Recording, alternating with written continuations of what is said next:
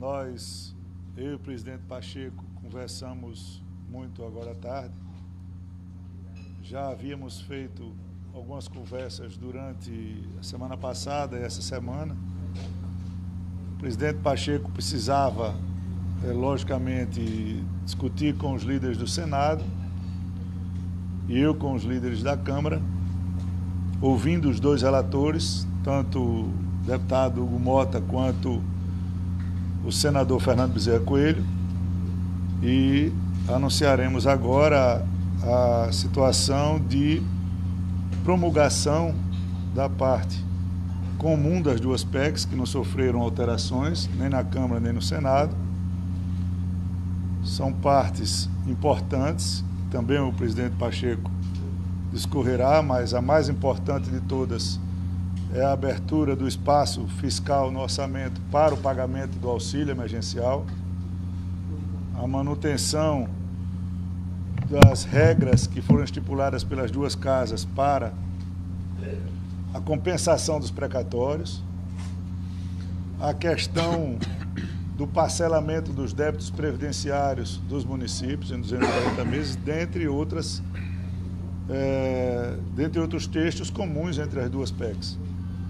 Essa decisão, como eu já tinha falado na saída do Colégio de Líderes na quinta-feira passada, não há qualquer versão de quebra de braço, nem de disputa interna entre uma casa ou outra, até porque as duas casas devem e podem pensar diferentes sobre determinados assuntos, o que não dá é para uma PEC ter textos diferentes.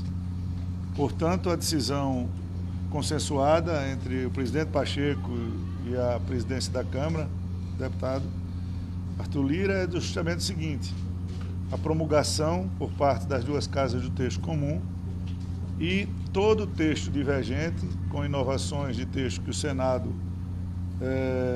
colocou, nós iremos apensar a uma PEC pronta para o plenário e arrumarmos, porque a Câmara, todos os senhores sabem, está funcionando presencialmente.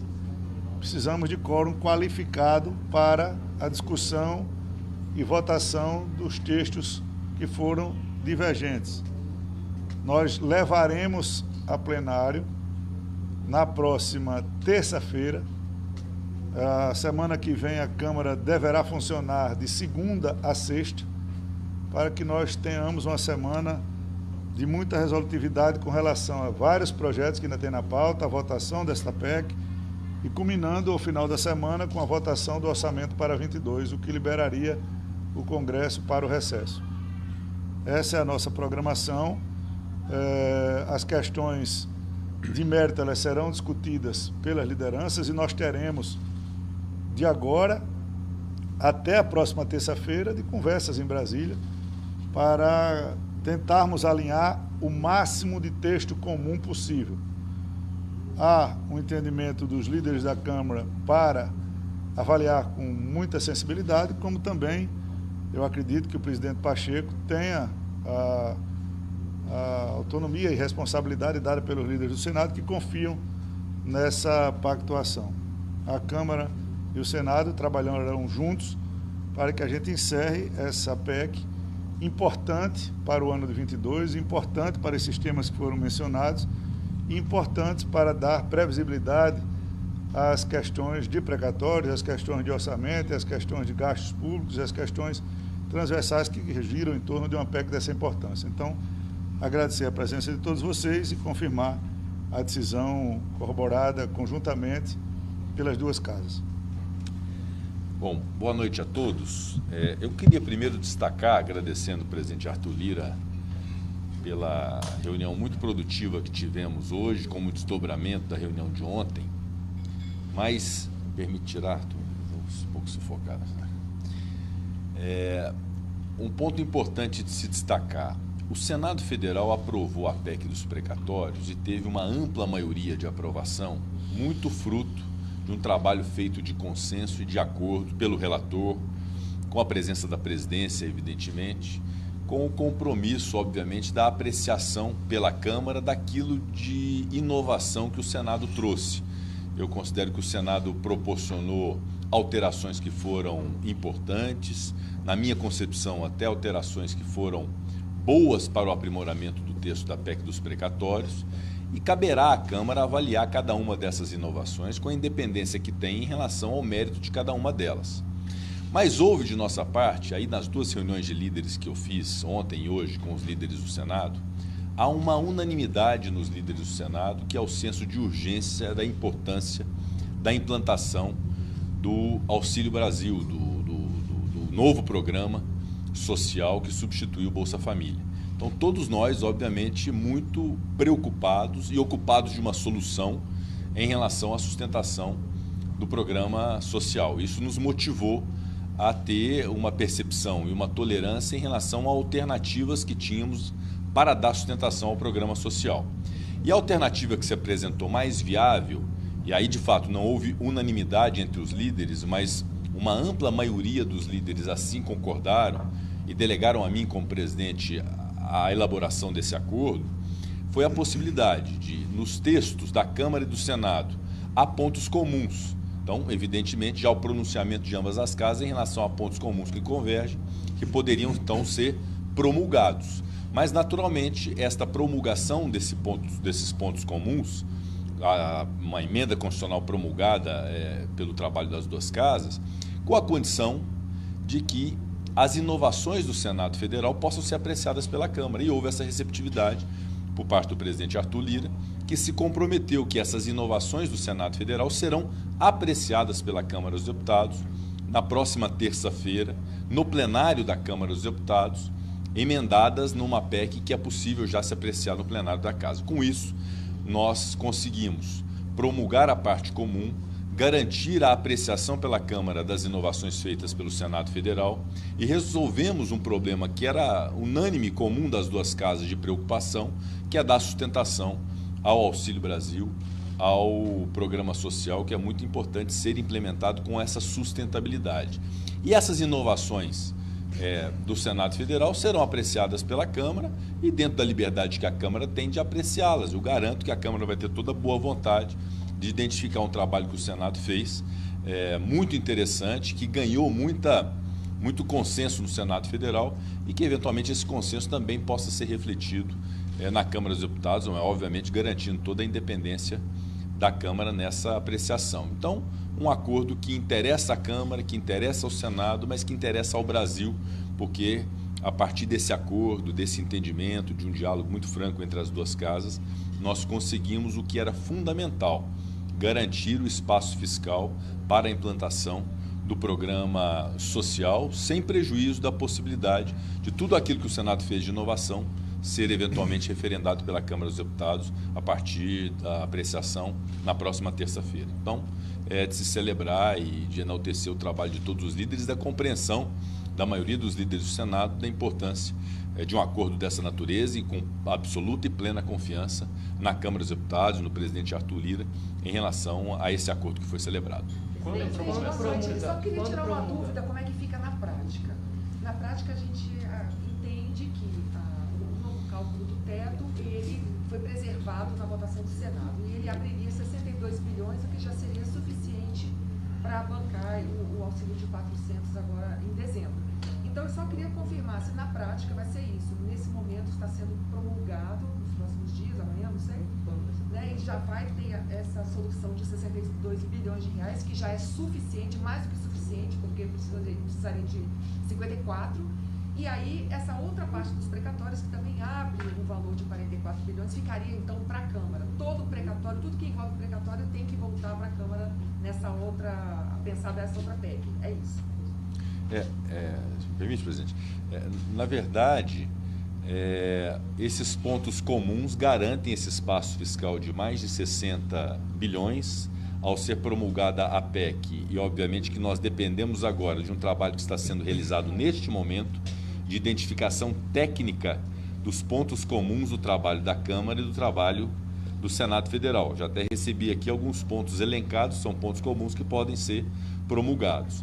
E as inovações que não foram apreciadas na Câmara, que foram incluídas pelo Senado, por exemplo, tornando o programa social de caráter permanente, Essa é uma inovação que agora a Câmara irá apreciar na próxima terça-feira Já há convergência. No plenário, que há convergência também em relação a esse tema.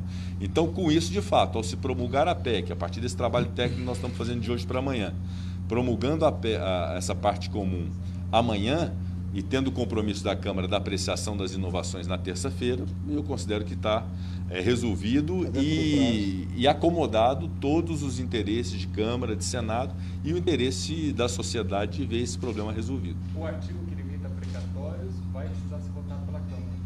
Eu tenho a relação... Todos os artigos, 107A. todos os artigos que foram incluídos ou divergentes vão ter que ser apreciados. O 107A é um deles.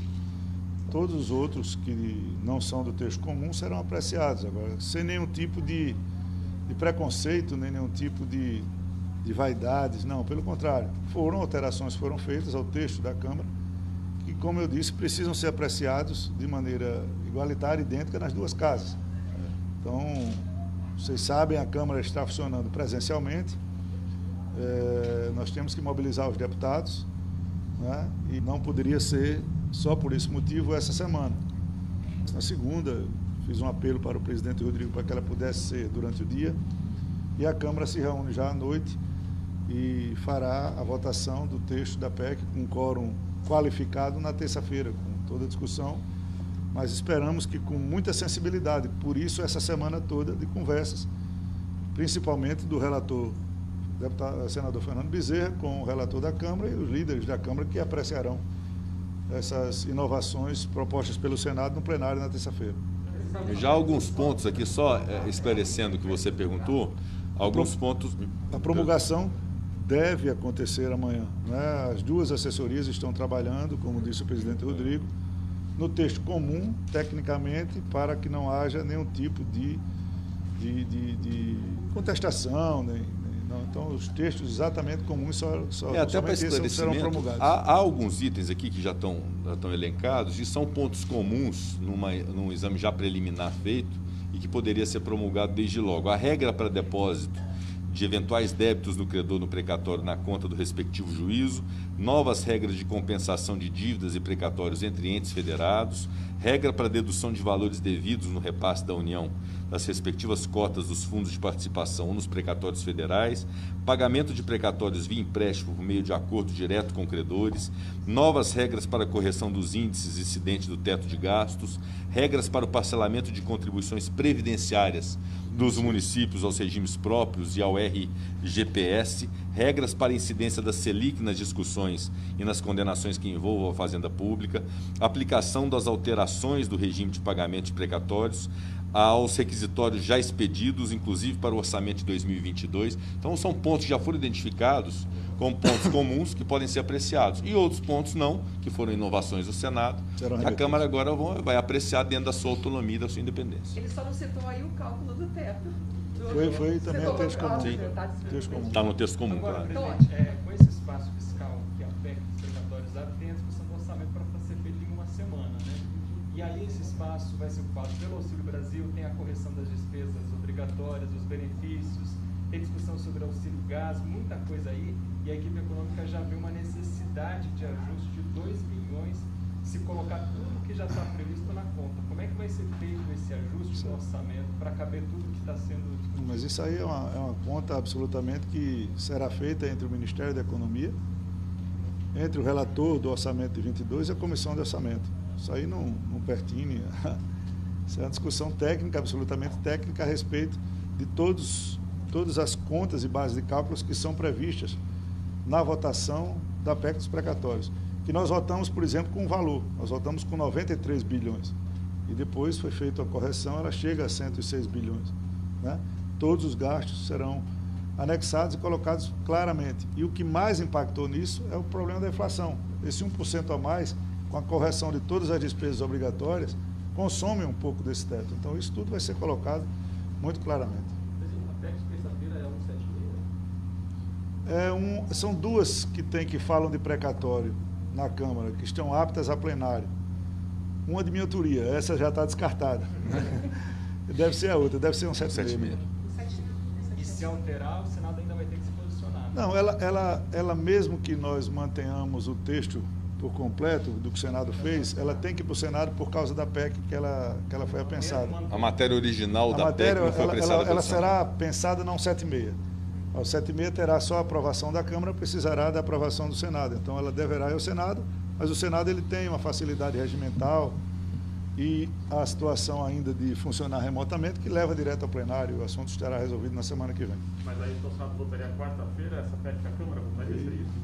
Imediatamente. A Câmara apreciando, o Senado vai ter prioridade absoluta para apreciar, para dar a solução. Nosso objetivo é, até o recesso, dar uma solução a isso. O presidente, esse expediente de votar, anexar numa PEC que já está no plenário e votar, já há precedentes. mas nunca foi votada. Já há precedentes e foi votado. 3 ou 4 PECs já aconteceram isso. Depois eu listo para vocês, mas tem os precedentes. Nós tivemos bastante cuidado com relação a isso. Os mesmos relatores.